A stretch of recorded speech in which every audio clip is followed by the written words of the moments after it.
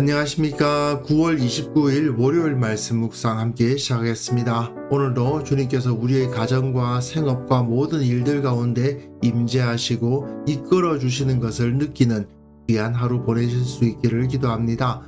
오늘 본문은 창세기 43장 16절에서부터 24절까지입니다. 날마다 솟는 샘물에서는 22절까지로 나누어 놓았는데요. 16절부터 끝까지를 어디서 나누나 큰 문제는 없고 한 번에 다루기에는 조금 길고 하다 보니까 이렇게 나누어 놓았는데요. 저는 그냥 분량상 24절까지 나누는 게 더 낫지 않을까 싶어서 24절까지 오늘 묵상했으면 좋겠습니다. 그리고 통독하실 말씀은 스가랴 11장부터 14장까지입니다. 오늘 본문에서 요셉이 그 형들과 베냐민을 영접하는 모습을 보실 수 있는데요. 이걸 통해서 하나님께서 우리 죄의 모든 것을 지불하셨고, 그리고 우리가 그러한 은혜를 받은 사람으로서 어떻게 살아야 될 것인가, 이것에 대해서 한번 생각해 보았으면 좋겠습니다. 그럼 먼저 말씀을 보시겠습니다. 요셉은 베냐민이 그들과 함께 있음을 보고 자기의 청지기에게 이르되, 이 사람들을 집으로 인도해 드리고 짐승을 잡고 준비하라. 이 사람들이 정오에 나와 함께 먹을 것이니라. 청지기가 요셉의 명대로 하여 그 사람들을 요셉의 집으로 인도하니, 그 사람들이 요셉의 집으로 인도되매 두려워하여 이르되, 전번에 우리 자루에 들어있던 돈의 일로 우리가 끌려드는도다. 이는 우리를 억류하고 달려들어 우리를 잡아 노예로 삼고 우리의 나귀를 빼앗으려 함이로다. 그들이 요셉의 집 청지기에게 가까이 나아가 그 집 문 앞에서 그에게 말하여, 내 주여, 우리가 전번에 내려와서 양식을 사가지고 여관에 이르러 자루를 풀어본즉 각 사람의 돈이 전에 그대로 자루 아귀에 있기로 우리가 도로 가져왔고 양식 살 다른 돈도 우리가 가지고 내려왔나이다. 우리의 돈을 우리 자루에 넣은 자는 누구인지 우리가 알지 못하나이다. 너희는 안심하라. 두려워하지 말라. 너희 하나님, 너희 아버지의 하나님이 재물을 너희 자루에 넣어 너희에게 주신 것이니라. 너희 돈은 내가 이미 받았느니라 하고 시므온을 그들에게로 이끌어내고 그들을 요셉의 집으로 인도하고 물을 주어 발을 씻게 하며 그들의 나귀에게 먹이를 주더라. 이 앞에서 요셉은 10명의 형들에게 정탐꾼이라는 누명도 씌우고 3일 동안 감금하기도 하고, 그렇게 해서 자기가 당했던 억울한 일을 그대로 당하게 했죠. 복수를 하는 것처럼 보이긴 하지만 사실은 복수는 아닙니다. 그런데 오늘과 내일 본문에서 베냐민까지 같이 오니까 이번에는 전혀 다른 모습을 보이고 있어요. 첫 번째 만남, 10명만 왔을 때에는 형제들 사이에서는 있을 수 없는 비정상적인 상황을 경험하게 했다고 할 수 있는데, 둘째 만남에서는 형제들 사이에서라면 마땅히 그래야 하는 상황을 경험하게 하고 있는 겁니다. 물론 이들은 이 애굽의 총리가 요셉이라는 사실은 모르죠.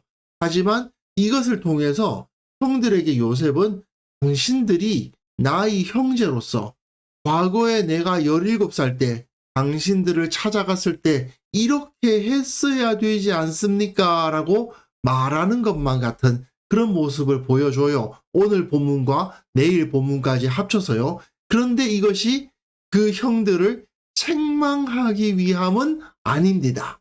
오히려 관계를 회복하는 도구로서 이것이 사용되고 있다는 것이 매우 중요해요. 본문을 보시면요. 요셉은 베냐민이 그들과 함께 있음을 보았습니다. 약속대로 베냐민을 데려왔음을 보고 자기의 청지기에게 이르되, 이 사람들을 집으로 인도해드리고 짐승을 잡고 준비하라. 이 사람들이 정오에 나와 함께 먹을 것이니라 되어 있는데요. 근데 여기서 한 가지 알아두셔야 될 것이 있는데, 이 청지기라는 거요, 히브리어의 청지기에 해당되는 어떤 단어가 있는 게 아니고요. 그냥 그 집의 사람이라는 뜻입니다. 요거를 염두에 두시고 이후의 내용을 한번 읽어가시면 좋겠어요. 이 사람들을 집으로 인도해 드려라. 짐승을 잡고 준비해라. 이 사람들이 정오에 나와 함께 먹을 것이다. 그러니까 청지기가 요셉의 명대로 하여 그 사람들을 요셉의 집으로 인도합니다. 자, 누군가가 자기 집으로 사람들을 초대하고 또 사람들이 어떤 사람의 집으로 찾아간다는 것은 굉장히 친한 사람들 사이에서 이루어지는 일이죠. 특히 이 당시에는 누군가와 함께 식사를 같이 한다는 것은 굉장히 친한 관계라는 것을 의미하는 겁니다. 그런데 애굽의 총리가 자기 집으로 초대해서 그 집에서 같이 먹자고 한다는 거예요. 이거는 굉장히 이상한 일이죠. 그러다 보니까 그 사람들이 요셉의 집으로 인도되매 두려워하여 이르되 전번에 우리 자루에 들어있던 돈의 일로 우리가 끌려드는도다. 돈을 우리가 가져왔기 때문에 끌려들고 있다. 이는 우리를 억류하고 달려들어 우리를 잡아 노예로 삼고 우리의 나귀를 빼앗으려 함이로다 하고, 애굽의 총리가 자기들을 집으로까지 초대한다는 이 이상한 상황을 보고 이 사람들은 두려움을 느끼고 있죠. 그러면서 이렇게 생각하는 겁니다. 우리가 예전에 돈을 안 놓고 가서, 그러니까 이 곡물의 대가를 지불하지 않았기 때문에 우리가 억류를 당하고 사람들이 달려들어서 우리를 잡아 노예로 삼을 거다. 우리 나귀, 우리의 재산을 빼앗을 거다. 이렇게 생각한단 말이에요. 그런데 이게 누가 한 짓입니까? 자기들이 옛날에 요셉에게 한 짓이에요. 자, 요셉은 세겜의 형들이 있다는 말을 듣고 세겜으로 찾아갔다가 거기서 형들이 이동해서 도단까지 갔다는 말을 듣고 다시 도단까지 찾아가는 수고를 했습니다. 세겜에서 그냥 형들 못 찾았다고 집으로 돌아가 버려도 되는데 그렇지 않고 형들 만나겠다고 도단까지 찾아간 동생이에요. 얼마나 선의를 가지고 형들을 만나겠다고 기쁜 마음으로, 기대하는 마음으로, 친밀함을 표현하는 마음으로 찾아갔겠어요.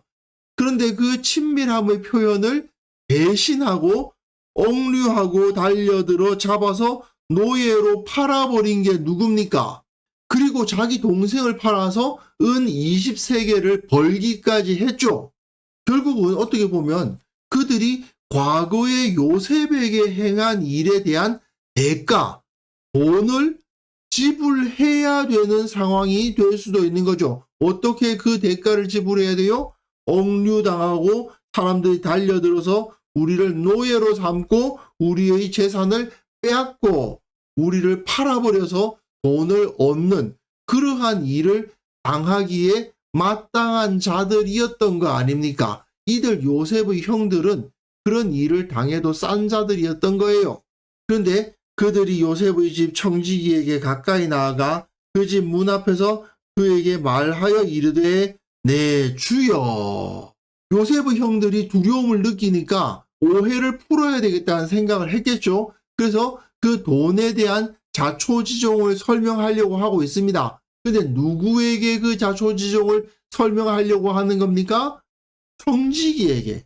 앞에서 제가 설명을 드렸다시피 이 청지기라는 단어가 따로 있는 게 아니고 그냥 요셉의 집의 그 사람 그런 뜻이에요. 요셉은 총무, 하카드라는 단어로 불렸는데 이 사람은 총무도 아니고 아무런 권세도 없는 아마도 노예 중 한 사람이었을 겁니다. 그런데 그 사람에게 네 주여 이렇게 부르잖아요.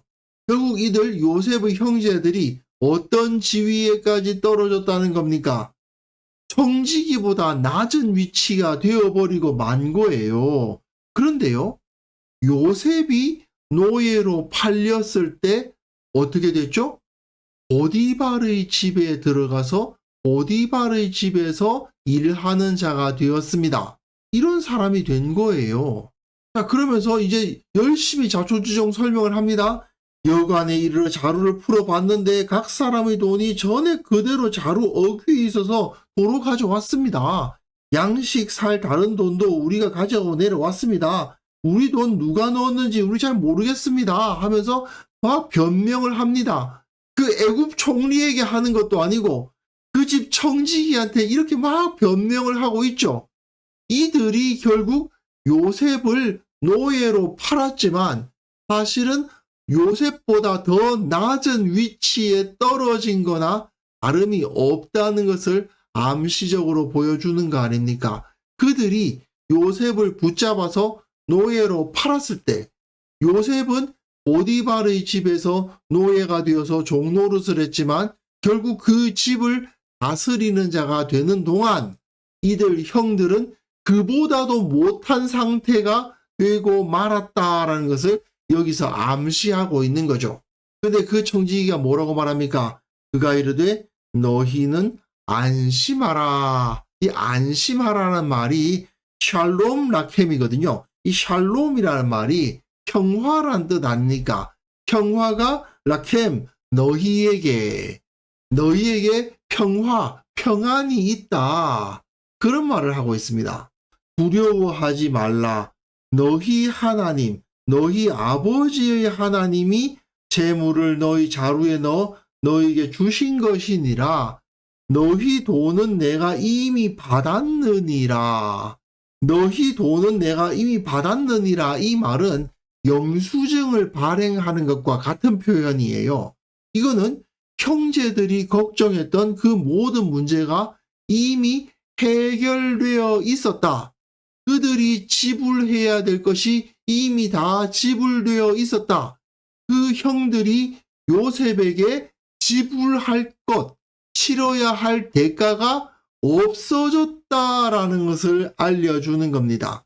상식적으로 본다면 이들 10명의 형들은 요셉에게 그들이 저질렀던 죄의 대가를 지불해야 됩니다. 당연한 거 아닙니까? 그 대가는 어떤 거겠어요? 앞에서 봤다시피 억류하고 달려들어 노예로 삼고 그 재물을 빼앗는 거 아니겠어요? 그런데 그 대가가 이미 치러졌다라고 말하는 겁니다. 누가 치러주셨습니까? 하나님께서 치러주셨어요. 어떻게요? 요셉과 함께 하시고 그 삶을 다 형통하게 하시고 보디발의 집에서 가정총무가 되게 하시고 옥에 갇혔지만 거기서 오히려 다스리는 자가 되게 하시고 또한 그를 어려움 가운데서도 애굽의 총리, 실질적인 통치자가 되게 하셔서 그 영광을 누리게 하심으로 다 채워주셨다라고 말해주고 있는 겁니다. 그리고는 시므온을 그들에게로 이끌어내고 그들을 요셉의 집으로 인도하고 물을 주어 발을 씻게 하여 그들의 나귀에게 먹이를 줍니다. 자, 시므온이 그들에게 이끌어내어짐으로써 형제들이 다 모인 셈이죠. 요셉은 뭐 없는 거니까 11명의 형제들이 다 모인 셈입니다. 그들이 모두 다 요셉의 집으로 인도함을 받고 발 씻을 물도 얻고 그 짐승에게 먹이까지 주는 환대를 받고 있는 거죠. 이거는 과거에 17살의 요셉이 형들을 도단까지 찾아갔을 때 형들이 요셉에게 했어야 할 일들이죠. 사실은 내일 본문까지 읽어보시면 이게 계속 나와요. 요셉이 지금 이 형들과 베냐민에게 하는 행위는 사실은 과거 17살 때 요셉이 형들을 찾아갔을 때 형들이 요셉에게 마땅히 했어야 할 일들인데 요셉이 그렇게 억울한 일을 당했음에도 불구하고 오히려 자기 형제들에게 그것을 베풀어 주고 있더라 하는 것을 오늘 본문과 내일 본문이 보여주는 겁니다. 요셉은 그 형들이 자기에게 저지른 죗값을 얼마든지 받아낼 수 있었습니다. 사실 생각해보면 시므온과 레위가 세겜 사람들에게 어떤 짓을 했습니까? 자기 누이를 욕보였다는 이유로 한 성의 모든 사람들을 죽여버리지 않았습니까? 자기들은 자기 누이를 욕보였다는 이유로 그 한 도시의 사람들을 죽여버리기까지 했는데 아무 죄도 없는 자기 동생을 노예로 팔아버렸다면 그 동생이 살아와서 그들의 생명을 찾는 것으로 복수를 한다 하더라도 마땅한 거 아닙니까? 시므온과 레위가 세겜 사람들에게 행한 것과 같은 복수를 자기들도 당해야 마땅하지 않습니까? 하지만 요셉은 자기가 당한 일에 대한 보상을 하나님으로부터 이미 받았다고 고백하면서 자기가 형들에게 받지 못한 대접을 오히려 자기가 형들에게 베풀고 있는 거예요. 결국 세상을 치유하고 공동체를 하나 되게 하려면 요셉과 같은 사람이 필요합니다. 예수님의 모습이 요셉에게서 잘 나타나잖아요. 결국 예수님처럼 억울하게 십자가를 지심에도 불구하고 그 가해자들을 용서하신 그러한 삶을 살아가는 사람에 의해서 세상은 치유되게 마련입니다. 그리고 예수님은 우리에게 그러한 삶을 살라고 부르고 계시죠. 내가 억울한 일과 피해를 당한다 하더라도 그것을 통해서 오히려 하나님께서 허락하시는 참된 영광과 평안을 누리게 되고, 그렇기 때문에 나는 나에게 해를 끼친 저 사람들을 용서하겠다. 이것이 바로 구원받은 하나님의 백성들의 모습입니다. 저들은 나에게 악을 행하였으나 그 대가를 하나님께서 나에게 다 지불해 주셨기 때문에 나는 저들에게 선을 행하겠다. 나는 선으로 악을 이기겠다. 이러한 신앙의 사람들이 결국 세상을 하나님의 나라로 바꾸어 가는 겁니다. 그래서 이 시간 함께 기도하실 때에는요, 우리가 요셉처럼 예수님처럼 하나님께서 다 갚아주시니까, 하나님께서 주시는 복이 그 대가가 되어 주니까 나는 주님처럼 용서하고 세상을 치유하는 자가 되게 하여 주옵소서. 우리 교회 모든 성도들이 예수님의 마음을 품고 요셉처럼 복에 복을 더하여 받는 은혜를 누리게 하옵소서. 함께 기도하는 시간 가졌으면